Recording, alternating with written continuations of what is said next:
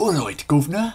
So, after my short hiatus of going home for the weekend last week and putting up my Ashen's parody review and not actually having any money to buy new bots to show you, I return. Thankfully now with some money in my pocket, and I could be showing you more. I just haven't had the chance or really the inclination to actually spend any of the money I now have, which is probably a very good thing. But nevertheless, I wouldn't have switched on the camera if I didn't have something to show you.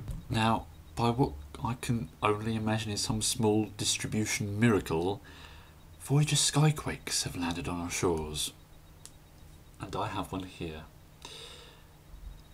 How I'm holding this thing, I cannot explain. I probably will never be able to explain. But I am, and here it is. You know, I didn't have to spend 70 quid on one from eBay.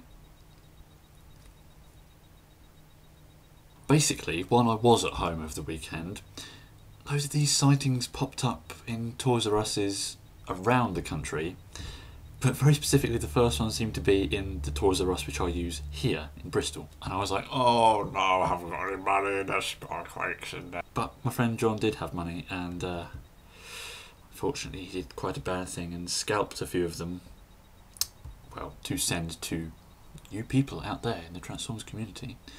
But I had one off of him, and when I eventually miraculously got some money, paid him for it, and this is mine, and oh, it's lovely. Oh yes. I was going to try and get a cheap Dreadwing, because I've seen they're like 15 quid on eBay or something from the Entertainer, is it? I can't remember, but they're quite cheap now it seems, and I know that it's a pretty excellent mould. This I think has to be better. I don't know what it is, but I just think that Skyquake looks better. The sort of green they've used here does look very dark on camera. It is rather dark. It's a sort of alpine green. Looks very nice. And, well, combined with the sort of mulled wine see-through red they've put in him, he ends up looking quite Christmassy. He looks like a Christmas tree. That's what this looks like to me. This is the most festive Transformer I think I own. But he just seems to have a lot more paint than Dreadwing. Or at least, well, seems to. Because I suppose the juxtaposition between all the silver and the dark green comes out a bit more strikingly. I don't know. There's certainly a lot more on his chest. All of the stuff around the cockpit is actually picked out rather than just left being see-through like it is on Dreadwing. And for some reason he has red paint between his legs. At least it's there, at least there's some paint. All I can really say without this turning into a review, because this is the only thing I've got to show you this week, is that just get one, really. If you can go to a Toys R Us and you find one of these, you've got to get it. It is just excellent. It has to be the best Prime Voyager mould. To be honest, I'm quite astounded with how good it feels overall. The plastic is great, the articulation is great, the transformation is nicely complex, loads of detail. It just feels like it's almost a return to the good old days.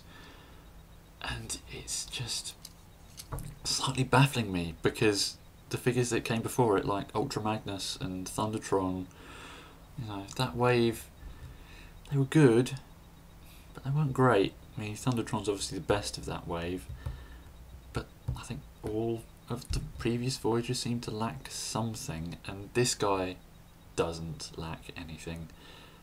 It's just spot on. Of course though, being a modern toy, there are going to be some downsides, one of them being his silly Gatling gun thing. I've managed to lock it out here, so it looks like a Gatling gun with just a big sort of ammo box on the top.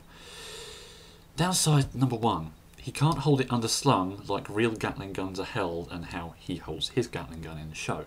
Downside number two, it is a horrid flip-flappery light-up gun that just really doesn't need to be there. But if you have it in its flip-flappery mode, it does actually shine the light down the barrel, which is, you know, clever for once. And, you know, it's mildly satisfying doing that, but really, what is this when it's like that? And the other downside, of course, is that if you want to put this in vehicle mode, you just have to stick it on the top of the jet, which is like the most un-aerodynamic thing I've ever seen, and It's a bit of a shame. Maybe if it could mount like on the underside, that'd be okay, but it can't really. It just has to stick out the top. Skyquake's other weapon, this lovely sort of samurai shiv, is obviously far better, simply because it doesn't do anything. It's just a sword, a plain old sword, and that's fine by me. I just sort of wish he had some wrist articulation that let him use it properly, rather than just having to hold it like, this is a sword.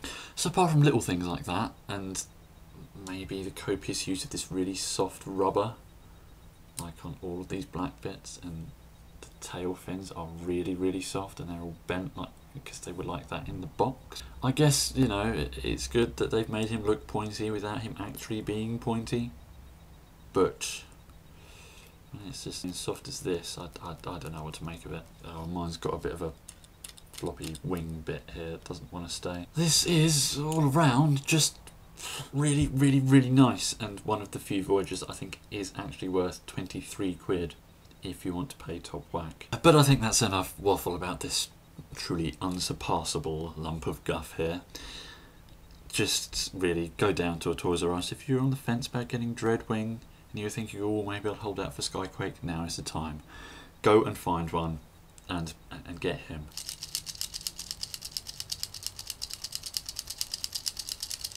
So plastic gush fests aside, I would actually like to talk about the strange mystery which surrounds his appearance on this aisle, because, well, the box is all US stuff. It's got tech specs, it's got a full bio, it's got all the la-di-da, and there's even a sticker for the hub on it, and a sticker for what seems to be some sort of external distribution place, as if it's come through, I don't know, some strange different wholesaler, like Hasbro UK haven't said, oh, have a case of these.